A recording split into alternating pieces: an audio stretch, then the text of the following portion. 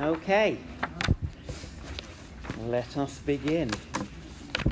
So, what we're going to do over the course of the next hour is answer a very simple question, which, as the title states, is it wrong to be ethical?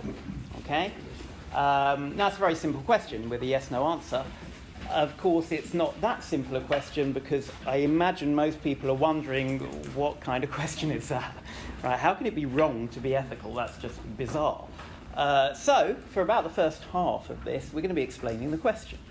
And then we'll give the answer. But the real, I suppose, aim of this is it's a kind of spur to consider more generally an age-old question, a question that goes all the way back. People usually point to Plato's Euthyphro dilemma regarding the relationship between religion and ethics. Okay, and this question really is kind of a spur to considering that issue, though not necessarily in the ordinary way and not in the way that it's usually drawn out from Plato's dilemma or dilemma. There's a whole generation of British school kids who genuinely believe that the word dilemma is spelt D-I-L-E-M-N-A because of a misprinted dictionary that was extant just before I went to school. Little factoid for you. Anyway, literally two guys in their 50s who are very, very well thought of, highly respected radio presenters were reading out an email about a dilemma, and they said, that's spelt wrong, isn't it spelt dilemma? And this led ensuing kind of controversy throughout. And anyway, dilemma there. Back to the topic. So, let's just begin with the fact that people of a certain religious sensibility, let us say, and I think it's particularly prevalent in modernity and particularly within modern orthodoxy, though it goes all the way back to, at the very least, explicitly medieval times. We think that we need to have reasons for the things that we do, and we don't like to think of ourselves as doing things, particularly mitzvot, that are simply the arbitrary diktats of some power-hungry leader. Right? In this case, God. Right? So we like to think that there's some rhyme or reason, in some way behind mitzvot, and that's a very kind of natural thing for us to think. And of course, most explicitly and strongly stated by Rambam in the first quote there, very well known from part 3, chapter 31 of the Guide, where he talks about there's a group of human beings who consider it a grievous thing that causes should be given for any law. What would please them most is that the intellect would not find a meaning for the commandments and prohibitions. What compels them to feel thus is a sickness that they feel in their souls. Right? So he's very, very dismissive of those who would see inscrutability as the mark of divinity. Right? That it's divine. If there's no possible way of working out any reason for it, then it's really godly. Right? And to him, that's nonsensical. Right? That makes these things arbitrary. That there needs to be some kind of reason or rationale behind what we do. Okay? So I'd say people of a certain religious sensibility, call it Maimonidean, feel that way. And I think, as I say, in modern times in particular, more people feel that way than maybe in previous epochs. But, we are happy to at least make a distinction between, and the distinction, exactly what falls where and the terminology, but chukim and mishpatim in the way that the Rambam does it, that there's a distinction between those mitzvot that, we all kind of intuitively know, we get that makes perfect sense to us, and those that don't. Right? And usually when you're doing Tamei mitzvot, when you're looking at reasons for commandments, it's the chukim, it's those that for which the reason is not obvious, right? And that's just one way of defining it, but let's go with that for the moment. Those are the problem ones, right? As in, we're all very happy with the mishpatim. We're all very happy with mitzvot. That make perfect sense. The others were kind of, oh gosh, is there a reason, isn't there a reason? And people have different views on that. Rambam famously, one of the more extreme in terms of thinking, no, every single mitzvah, every single chok has a very good reason for it, right? But, this is a very traditional distinction. You've got the classic, I brought there the classic little statement in Yuma that makes that distinction between those which, interpreting the pasuk from Vayik, right, Mishpatai Tasu, right, so Mishpatim here, and what are they? They're Dvarim she'omalei lo nichtavu dinhu shichtavu. Had they not been written, right, then they ought to have been written regardless. So the sort of idea that we might have come up with those anyway, right? And then you've got those, on the other hand, the chukim, which are those which Satan meshiv alehem, right? Which the Satan makes fun of, right? Rebukes us for, right? Now, frankly, if the Rambam's reading that, there ain't going to be no angel Satan who's doing this. It's probably talking more about our inner Satan, right? Where we're thinking this doesn't make any sense, right? But nonetheless, there's a distinction. And it's a distinction where we're troubled by, usually, the chukim. So I want to turn that round, and I want to trouble us about the mishpatim. Right? I say I want to. It's not kind of what I'm doing. It's based on a certain idea that, again, is a very powerful idea in modernity, and that I think emerges best in the writings of Yeshiva Leibowitz. All right?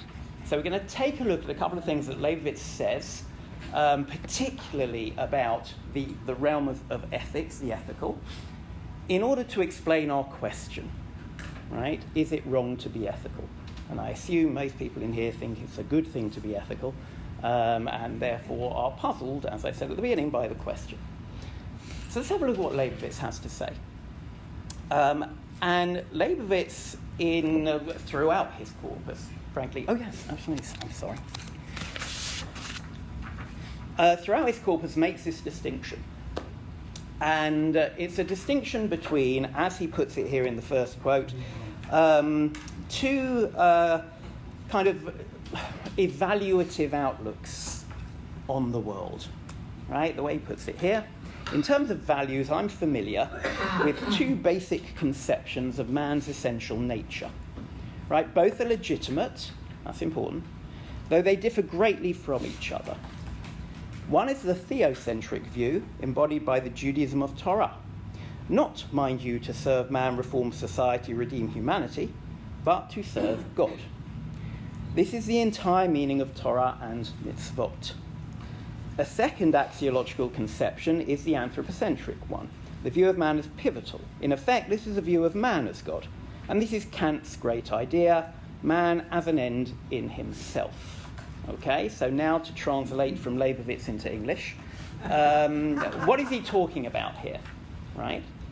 So look, there are two basic conceptions of value that he's setting up here, right? One, as he calls it, theocentric, centered around God. God is the ultimate value, and therefore what we do to serve God is what God says, and that is indeed service of God, right? Avodat Hashem. And the problem is, you see, he puts in there, not mind you to serve man, reform society, redeem humanity. Right? And this is a very a famous pillar of kind of Leibovitz's theology.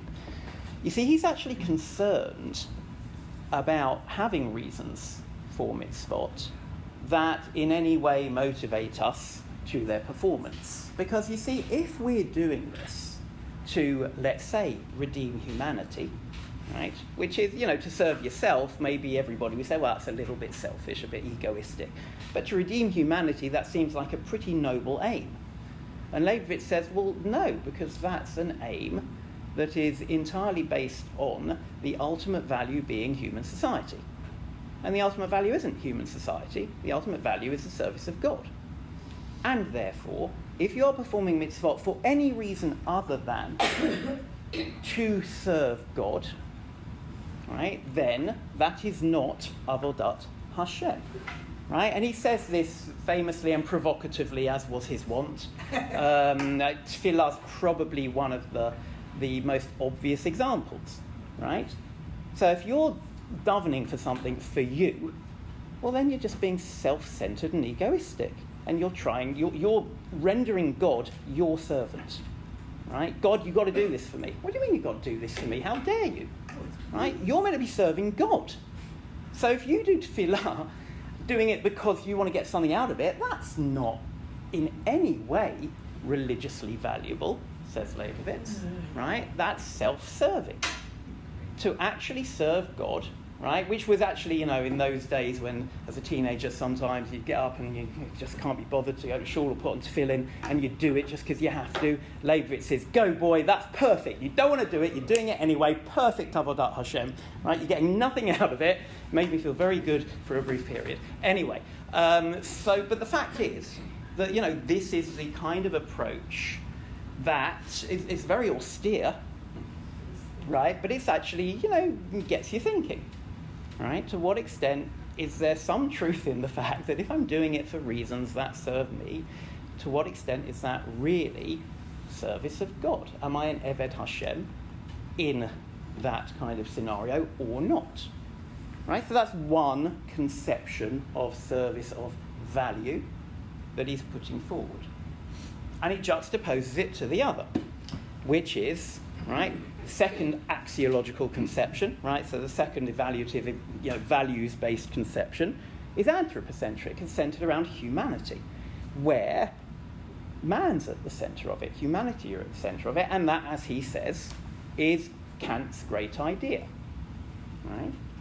That for Kant, human beings must be treated as ends in themselves, and the Kantian ethic, the very famous challenge to revealed religions in general, certainly to us in terms of Judaism of mitzvot, emerges out of Kant's ethic, right? So for Kant, without getting into details about exactly how you do it, right?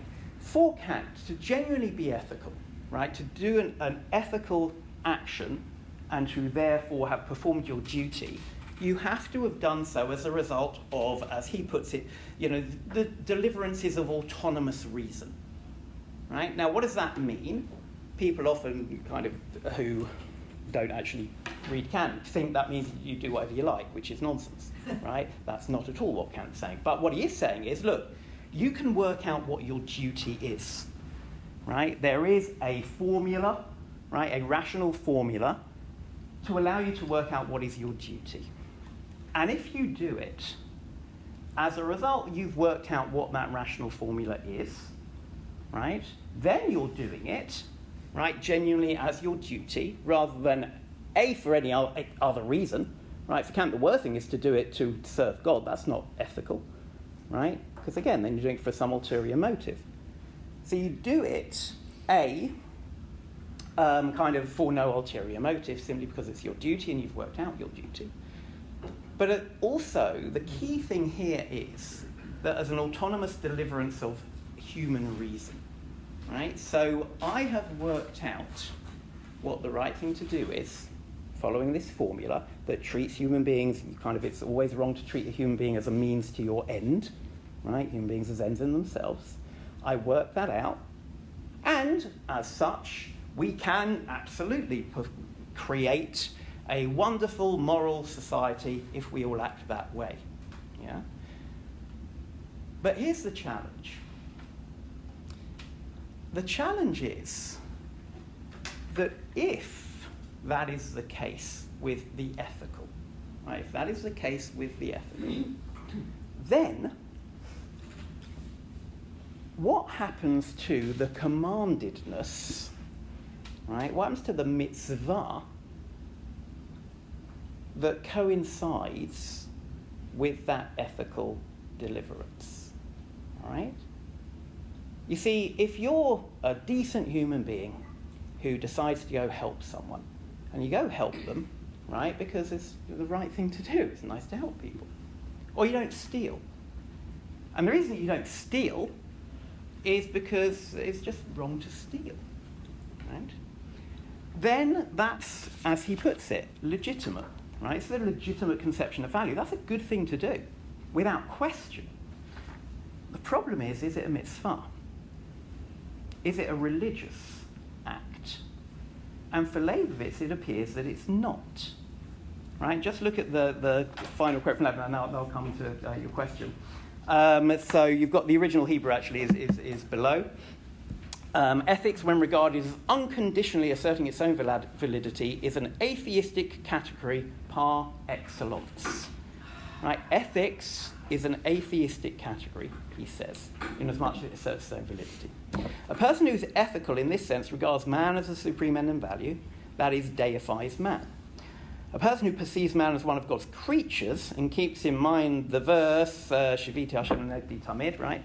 I have set God always before me, cannot accept ethics as the overriding normal criterion. The Torah does not recognize moral imperatives stemming from knowledge of natural reality or from awareness of man's duty to his fellow man. And I think I've left a bit off there, because I'm sure, at the end of the original, Ein hi makira ela mitzvot.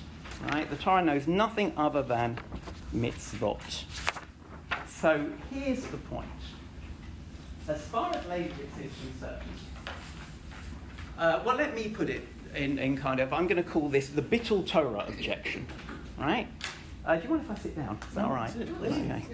Thank you. So, the Bittul Torah objection is the following. Yeah.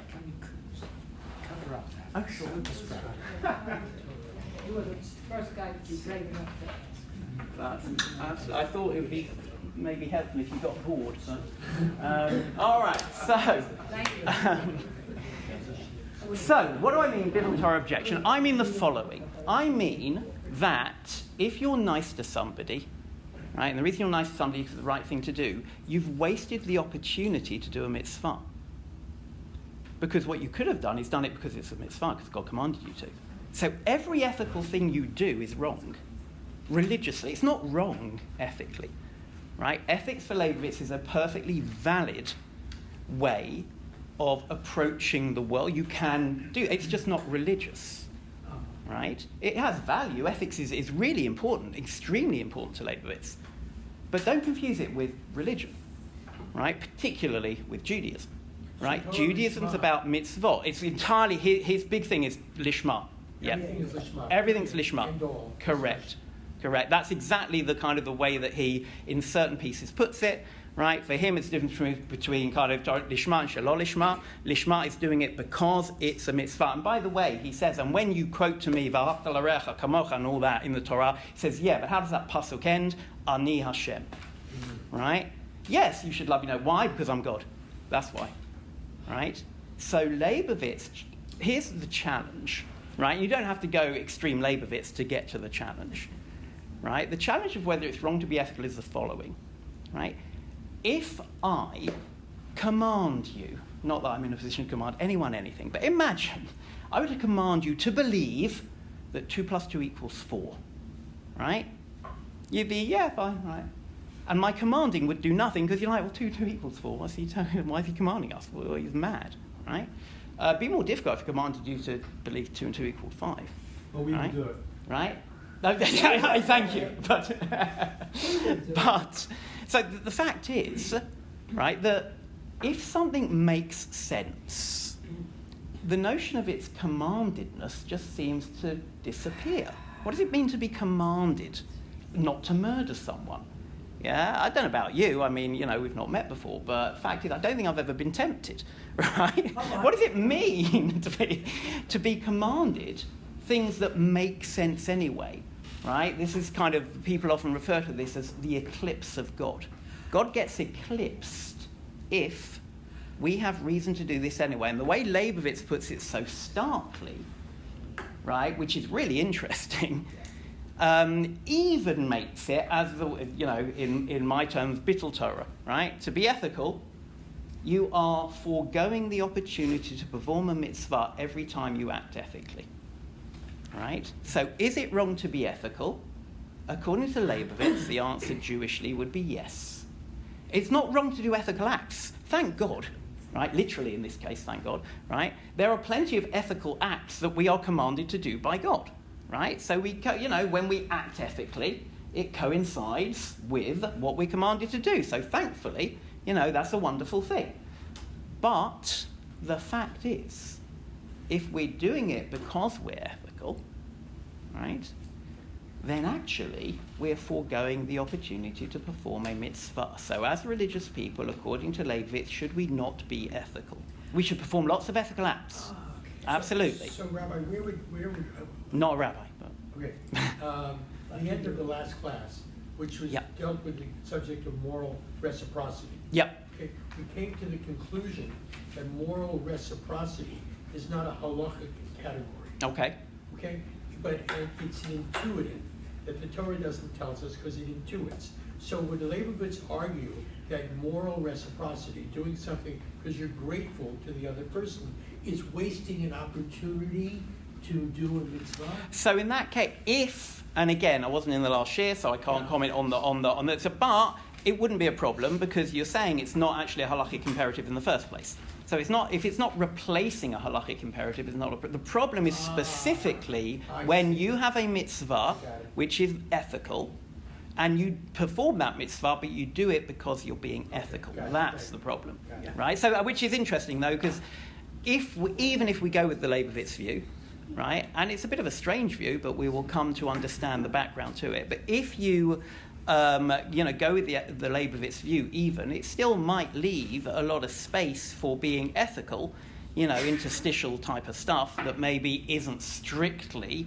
within either Tariag Mitzvah or more kind of, halachically in terms of development. Okay, bunch of questions. You had a question that I was putting off, but from a while ago. My question was, is there any way Leibovitz could see these two as complementary and not contradictory? I think the answer is no. You also answered the question, if something appears to be ethical outside of the scope of Torah, would Leibovitz have a problem with that? The answer to that is also no. Correct. Okay, thank you. Yeah, absolutely. Okay, so one here and one here. Yeah. So, actually, tell me your names when you ask questions. My name is Harriet. Hi, Harriet. I'm Daniel, by the way. Hi. It's on here, but... He is only concerned with actions, not internalizing values.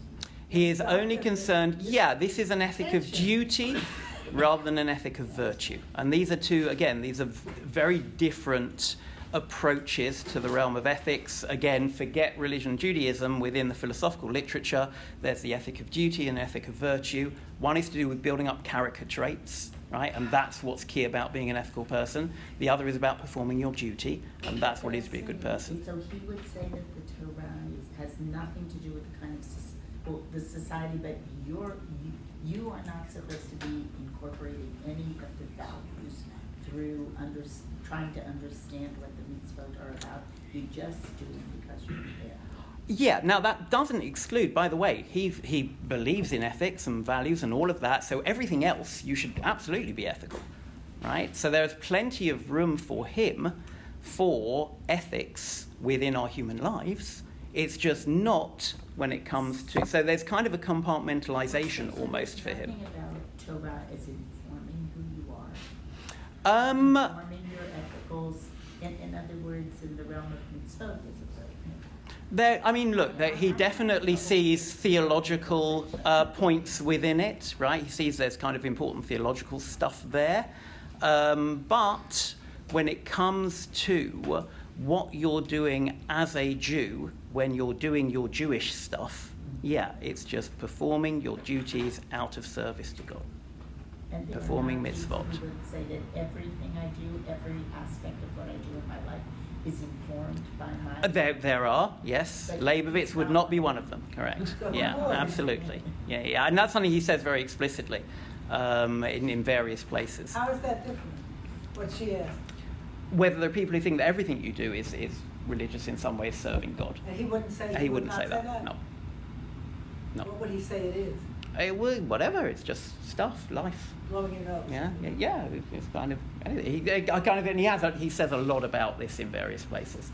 So you were number 2, I believe. Well, Your name? Barbara Shapiro. Hi, Bob. We were thinking that, the differentiation is in intention. Correct. That's what it sounds like. No, that's absolutely right. Intention is everything. If your intent is to serve God, you're good. If your intent is anything other than that, it can still be good, but it's not a mitzvah. Yeah, that's the distinction. Sir, what's your name?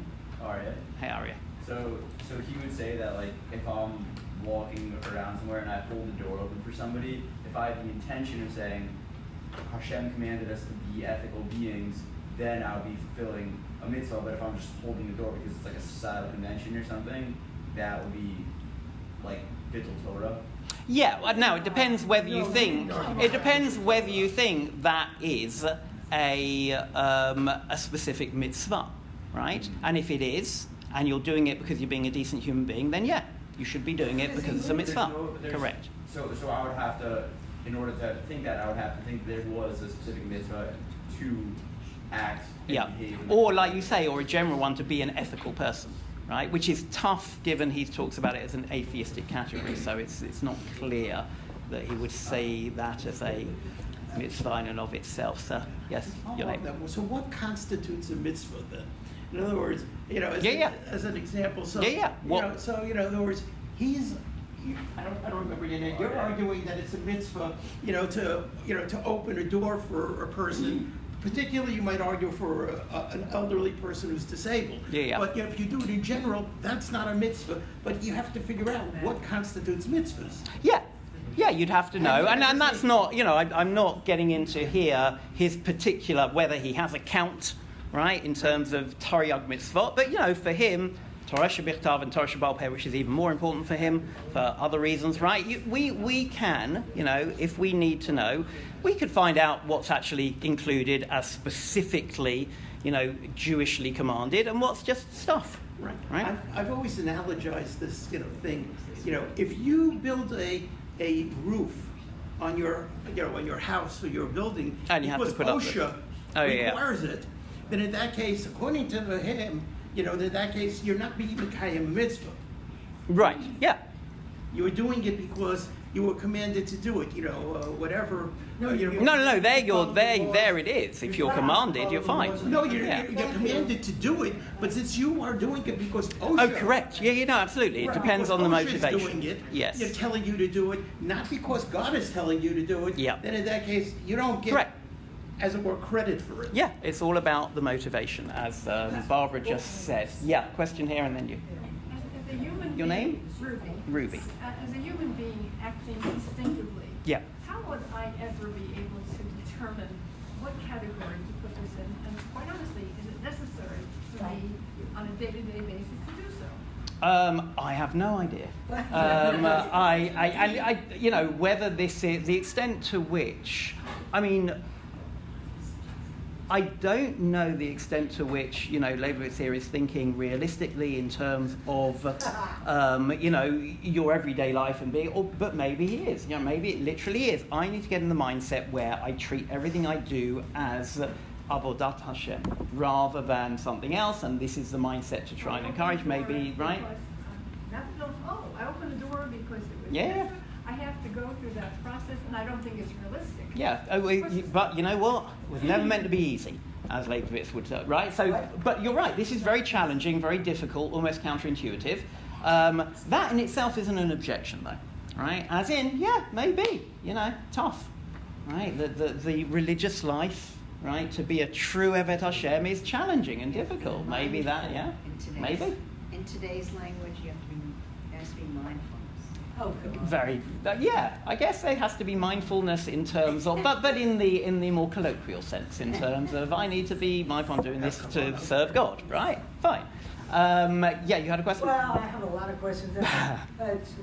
Full disclosure, I read that book. Yeah. And he said he's, what do you call it, an acquired taste. Oh, yeah. Oh, absolutely. But the thing is, I also, every Friday It's great night, fun to read, though. I know, absolutely. Every Friday night, I read his commentary on the Chumash. It's very short, pithy, and when he's good, he's very, very good, and when he's bad, he's crazy. But the thing is, what you notice over and over again, he goes to really extremes. He does, yeah. But seems to me his main thing is, he gets it about idolatry. Idolatry is the number one thing. Yeah. You always got to be on the lookout for that. Correct. But he's very hard on people. He is. The thing is, opening the door for you get a little credit for that. It's not. You get credit for that as a decent human being, as he says. He's not very important. He states from the beginning, two conceptions of values, they are both legitimate. He's not saying for 1 second you shouldn't be an ethical person who opens the door, right? What he's saying is, though, where there's something that's ethical but it's a mitzvah, you should be doing it for the mitzvah, not for the... Right? That this is not... I get it. Yeah. I mean... Which is why I'm calling it the Bittul Torah objection, because it's specifically for mitzvot that this is problematic. Right. No, I mean, I It's thought also you said mutually exclusive. Well, exactly, to the point that it seems to be indeed mutually exclusive. Yes, sir. Your The name? cases you mentioned so far were ethics, Yeah. Torah Yeah. coincide. Yeah. Sometimes they conflict. Yeah. Ethics is one thing. Yeah. Right. So I don't want to get into that question because it's a massive, difficult question. But for Leibovitz, yeah, if they, I mean, for him, Akedat Yitzchak is the apotheosis of faith precisely because we should not be enthralled to human values and the anthropocentric. If God says so, then you do it. Finished. But God also says do not kill. Oh, of course he does, but in that specific instance, right, initially at least, right, Abraham does what he does, and as such is a model of faith in Leibovitz's eyes, and let's be honest, you know, in classical commentary and in most people's eyes, for doing so, even though nowadays some people are less comfortable with it, right? So, but yeah, absolutely, if there's a conflict, then there's absolutely no question, right? Now, it's... I don't want to... For people who don't know Leibovitz, it's important to note that this, you know, sounds like a very particular strain of Judaism, but actually he's very nuanced about certain things where you might think there is a conflict between your ethical values and mitzvot, and he actually manages to, in a way that's not entirely easy to see how it's consistent with what he says here, but he's actually quite liberal on many things on that. So it's kind of, you know, I don't want people to get the wrong impression. At the same time, I don't want to get bogged down in that because we'll be here for the next hour talking about it. But yeah, in principle, yeah, God is numero uno, end of. So, yeah, your name. Yeah, I just want to, I mean, I think this distinction between God and between man, I think to me it's fundamental to Judaism and maybe to being religious. Just because, for example, like if we pray, if we do tefillah just because we feel it, because it's me, it's not God, then we tend to be selfish, we tend to be self-centered. Right, yeah. So we tend to not live up to the potential. Yes. And to me, that's why we have to think of God. Right, so he, with tefillah in particular, he has a number of things to say about that. And one of his famous, you know, provocative statements was, if the Siddur were the New York telephone directory, it would be just as meaningful as our current Siddur. Right? If God had told us, read the telephone directory 3 times a day to me at this time, that would be just as meaningful. In terms of, it's a mitzvah. He says, what he says, you say, you do. It's not about, right, it's just purely, and which is extreme in terms of even, you know, what we're saying. He really does not like additional prayers. He talks about, you know, the people who did prayers for the parachutists. Right? And he says, look, if the people have folded the parachutes up correctly and the people jumping out of the planes have been trained, then they'll be okay. If not, ain't no prayer going to help them. Right? That's his view. Right? That's his, and therefore to pray for specific things like that. Now, there might be plenty of other reasons to do such a thing to show solidarity, but if you're genuinely doing it because you think it's going to help the parachutists, he says, then you kind of, you know, nuts. Harriet, yes. So, for him, yeah, I mean, like, I've always been troubled, you know, when David says regarding the Bathsheba Uriah story, he said, I have sinned against God and asked God's forgiveness. So Leibovitz would say that's exactly right. I mean, that's a really nice example, actually. You're right. He would say, yeah, absolutely. It wasn't Uriah, Bathsheba, it was against God. And that it was against them too. That's great. Well, no, but he would say it was an ethical infringement for sure, as kind of in terms of a chet. That's against God. For Leibowitz, in terms of what that's a nice example. Yeah. Okay. So I'll take Aria's question and then we have to move on because I have to give you the other side. Go on. I mean, just like a tangent though, like the Gemara does say though that like anybody who says like David actually like did sin in that case, like the Gemara in Shabbos says. Oh yeah, look, absolutely. It's interesting. Last Monday, I was actually at a conference where that was a big topic of discussion in a paper in terms of David and his repentance of what he'd done or not done. And so yeah, of course, there is an enormous literature. That's not, no, absolutely. There's plenty of literature on precisely that. Absolutely right. Okay. So I want to try and save the ethical for us religiously, and to do so by appeal to a couple of other thinkers, contemporaries of Leibovitz. Leibovitz actually, interestingly, in an interview, Leibovitz, when he was asked about, do you admire any contemporary Jewish philosophers? Who do you, which Jewish philosophers nowadays do you think? The one person that he, unprompted, says, this guy's interesting, I think he's onto something, is Levinas. Really? Which is not what you would expect, I think. If you read Leibovitz and you read Levinas, you would not necessarily think Leibovitz would be a fan of Levinas, and yet that is what he says. Interesting.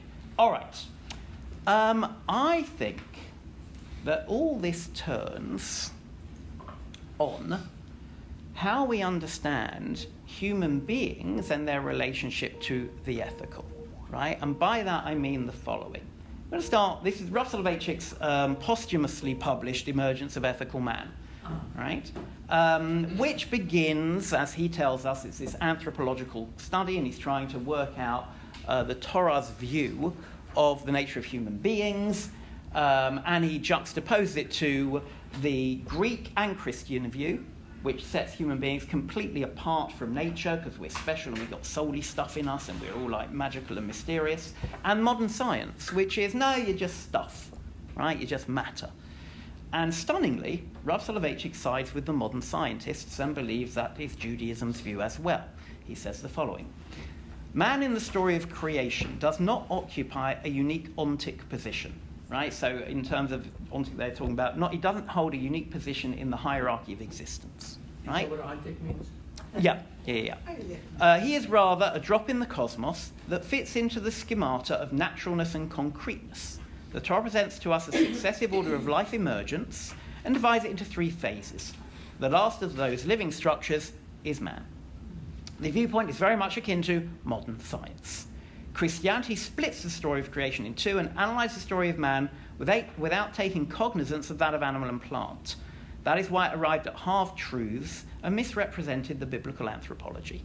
Right? As far as the Rav is concerned here, what he's telling us is that the way Bereshit presents creation is sequential, but it's all kind of a continuum. There are plants, and then there are animals, and animals have more abilities than plants, and then there are humans who have more abilities than animals. But that's it. There's nothing mysterious and magical, and everybody will go, Tselem Elohim, right? To which the Rav says, human personality, Tselem, is motivated and ruled by the instinctive drive, but it obtains perfection in the form of technical intelligence, which appoints man as the ruler of other living species. Right? For him, Tselem is just the fact that we have the ability to take on board our instinctive drive, whether it be, hunger, right, for food, for sustenance, and we have enough of a developed brain and capacity to actually plan and do stuff and intelligently work our way through, unlike animals who are purely instinctive, with some of them having a bit of that, right? But the fact is, this is a continuum.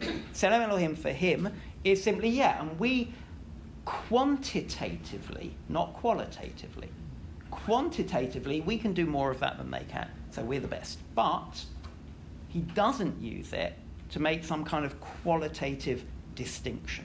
Human beings are human beings, right? We're well, we get sick, we don't, we go to a doctor and he treats us the way that, biologically and chemically we ought to be treated, and that's an end of it, right?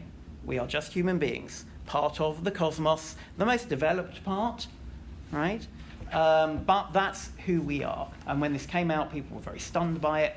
But from the perspective, right, and at least from the perspective of just looking at human beings within the world, we're just a part of the world like anything else, just like modern science says. However, right, very important, however, obviously Rav Soloveitchik is not a naturalist, right? He doesn't believe that, what exists and everything that can exist and can be known are only the things that science tells us, right? The point is, there's something else, right, called God, right, which is certainly beyond science, and which, without question, obviously, Rav Soloveitchik also believes, right? And look at God's role here, the third quote. Biological motivation is neutral as far as ethical standards are concerned. Man suddenly experienced the ethical imperative, which was prompted by autonomous, unique interests, unknown to natural man. He suddenly gained insight into a new force, an ethical one. With the Vayetzav of divine command, with the dawning of the ethical experience, man begins to experience his selfhood, his personalistic existence. Right? Very important. For the Rav, God comes into the picture inasmuch as it's God who introduces values into the picture, right? There is a very famous almost catchphrase now in modern philosophy that originated with David Hume. Know ought from is. Right? Know ought from is. If you take just purely factual statements, you will never ever get a moral ought from those factual statements, right? And people often say, well, surely you can. Like if I say heroin addiction is bad, right? Why? Well, it kills people, it's very bad. I say, well, fine, okay. If you don't like kind of dying and being, then it's bad. But the pure factual statement, right, it will kill people, that in itself isn't bad till you add to it, yeah, and I don't want to die. Right? As in, from purely factual statements, you cannot derive any ethical imperatives.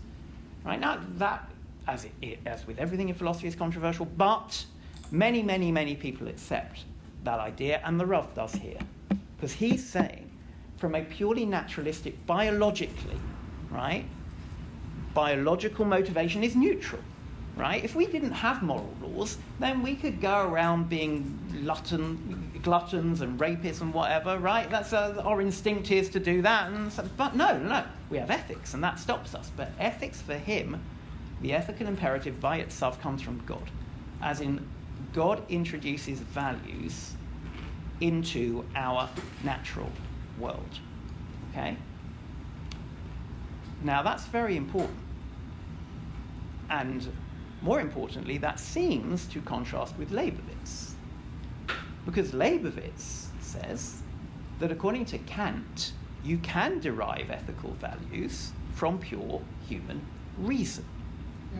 Rav Soloveitchik here is saying you can't. Right? That ethics actually, and this is not, going back to Euthyphro dilemma stuff, this is not to say that you have to be religious to be ethical. That's not what he's saying. Right?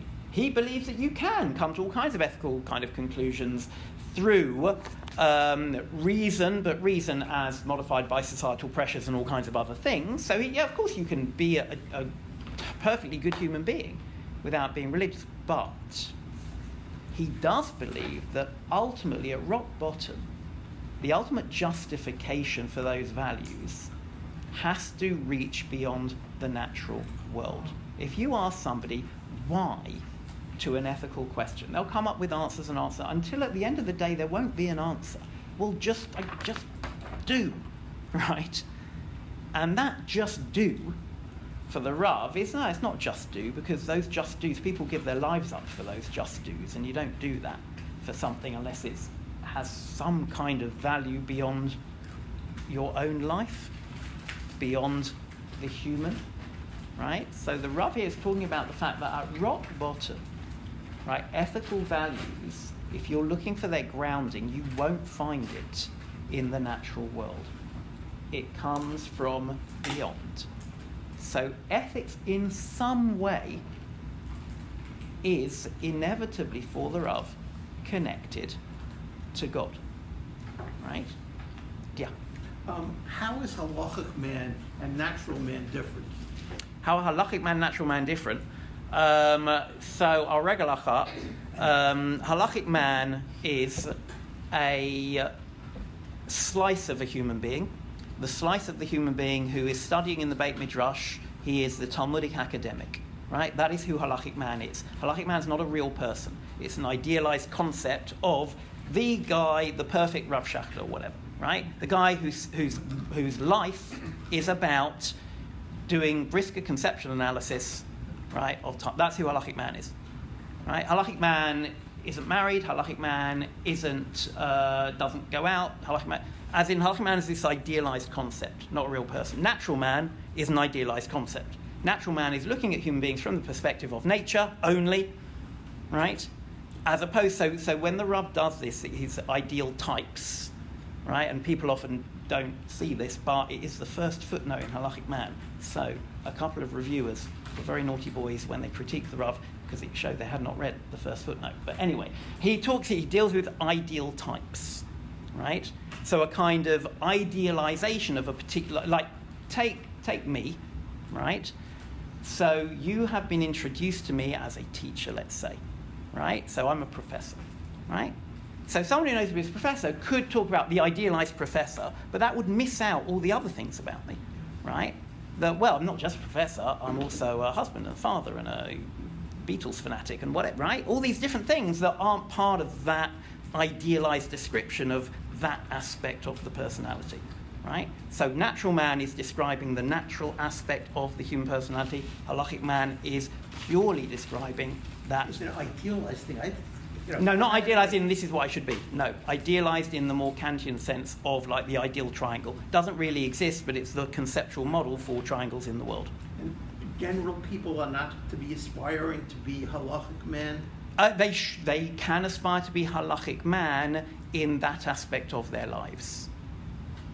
Right? As in, when you're doing Talmud study, then that's when you're halachic man. The rest of the time, you're probably a lonely man of faith. He's a real type, because he's actually in the world conflicted and right. But most of the others are ideals. Yeah. So when I think of the variety in societies of what is considered ethical, there's not a uniform. Correct. one. And I think that plays a role here in giving extra weight to God's deciding what's ethical. Okay. So it's interesting because I don't know that God's, the way that the Rav is introducing God into the value picture, I don't know it comes down on either side of that in terms of a universal ethic or not. Certain basics, yes, right? And we, Sheva Mitzvah B'nai Noach, we have basics. Other than that, there's room for variety. Sheva Mitzvah's B'nai Noach, but we know societies that don't. Yeah, absolutely, yeah, that would be a problem. On the other hand, there are other ethical differences, shall we say, that may be those are differences. I think are major differences. Okay, so that's Rav Soloveitchik. In a slightly different way, this is sort of Levinas's bread and butter, right? His one big idea, right?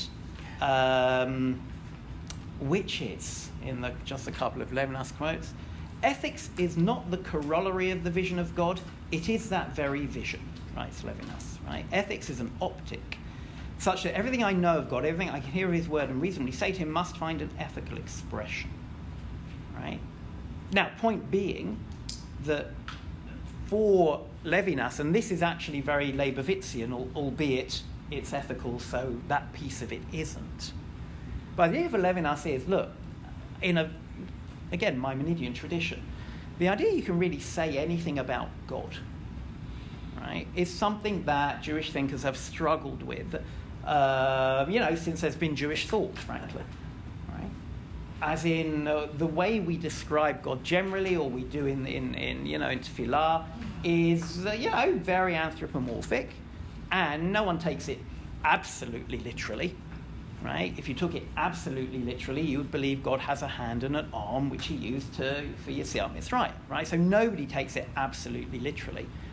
But the extent to which we don't take it literally varies wildly between those like the Rambam, who says best thing is to keep silent and just apprehend the intellects, and people who think, no, well, he's powerful, but not in the way you are, it's just more powerful, right? There are kind of big differences. Leibovitz goes down the hardcore Maimonidean line, which is there is nothing you can say about God whatsoever. Says he, my knowledge of God right, is expressed through my performance of mitzvot. And Levinas saying something very similar here. Ethics is not the corollary of the vision of God, it is that very vision. Right? As in, I can't tell you about God, I can't talk about what God's like. But what I can tell you is that ethics, being ethical, doing ethical, that is my vision, my contact with God. Right? That it's not simply ethics and then there's this God behind it who is omnipotent, omniscient. No. Right? The ethical is the expression of God in as much as we as human beings can understand that expression. Right? And as he goes on, God is not encountered I say goes on, it's from somewhere else, and this is a quote from Colin Davis's rather good book on Levinas if you want a short intro. God is not encountered directly, but approached in the ethical relationship with the other. Judaism thus turns out to be a concrete, practical religion concerned with immediately relevant questions of individual behavior and social justice. Such questions do not replace contact with God, they are the site where such contact occurs. Humankind remains free and God remains transcendent, encountered only in the respect that the subject shows for the other. Right? Now again, without getting in deeply into Levinas and his philosophy, and more than that, the language he uses to express it, the key thing here that he's saying is ethical actions are the site, right, through which or where we meet God, right? That it is through the ethical, precisely because, again, the ethical does not admit of any purely naturalistic justification, right? And again, isn't to say for 1 second that people who aren't religious aren't ethical or can't build ethical systems and all of that. It's just, I suppose you might say it's condescending, right? That what these thinkers are saying, if you really thought about it down to the bottom, you would have to admit you have no grounds for being ethical whatsoever, right? That there is no natural grounds that will actually give you the kind of utter devotion to ethics that you profess. Right, it goes beyond that. So that's the kind of the worst that they're saying in terms of having a go at people who aren't religious, right? Saying, really, I don't know you can ground this without it, right? So that's their view. Now, how does this address our question? And I've got just over 5 minutes. I'll finish off and then we'll take final questions. I think this is actually where the rubber hits the road, as they say, right? Because take a look at the following from Leibowitz, right? Back to Leibowitz now. What is human freedom, says Leibowitz, in Religious Praxis, which is where the other people came from? Willing acceptance of a way of life which does not derive from human nature implies the emancipation of man from the bondage of raw nature. Man, activated by his own nature, is in effect nothing but a robot activated by the forces of nature, just like the cattle grazing in the pasture, which are also free from Torah and mitzvot, that is, from any law externally imposed. Emancipation from the bondage of nature can only be brought about by the religion of the mitzvot. It cannot be accomplished by overcoming one's inclinations by rational or secular ethical considerations. Right? What is he saying here? Right? What he's saying is actually very interesting. Right, because people often object that, being if you're shomer mitzvot, right, then you're actually a slave, right, enslaved to this weird thing, slave to God. He says, no. Religion is the only way to be free, because it's the only thing that frees us from being slavishly in thrall to our human nature, right? Cattle do what cattle do, right? They graze in the that's what they do. Human beings will do what human beings do, says Leibovitz, and that is they'll form societies, they'll make up laws, that's what human beings do, right? That's natural. But doing that is just like cattle following their nature. That's you following human nature. If you want to be free, have genuine freedom, then it's through mitzvot, because then you're freeing yourself from being enthralled to your own kind of ideas, right? Your own value, your own nature. You're doing something that frees you completely, because now you're doing something that comes from elsewhere, from something externally imposed from God. And what he's saying here, why is this relevant to our question? Because ultimately what he's saying is if you're being ethical, what you're doing is the natural human thing. And if it's the natural human thing, it cannot be religiously valuable. But that's the question. Is being ethical doing the natural human thing? And Levinas and Soloveitchik say no. Being ethical is actually in some way, right, your contact with God. Because ethics at its root is something beyond the natural world. It's something that speaks of something other than just our kind of physical, material, scientific reality. And therefore, every time you do something ethical, you are doing something religious, just by definition. So the real question here, is it wrong to be ethical? Right? Ultimately, I think the answer to that question depends on whether you think ethics, morality, is something that can be justified entirely naturalistically as just part of human nature or not. Leibovitz here at least is consistent, right? That's one of his great virtues. Extreme, but because this is consistent, right? Yeah, if you think that the ethical is just humans doing what humans do, well, then it has no religious value. I can see that. But if you think the ethical by its very nature bespeaks something beyond our world, divine, like the Rav and like Levinas, then if you're doing something ethical, you are doing something religious, just by definition. So, is it wrong to be ethical? The answer in classical Jewish fashion is depends. But what it depends on, as I hope I've kind of tried to explain, is how you view the realm of the ethical.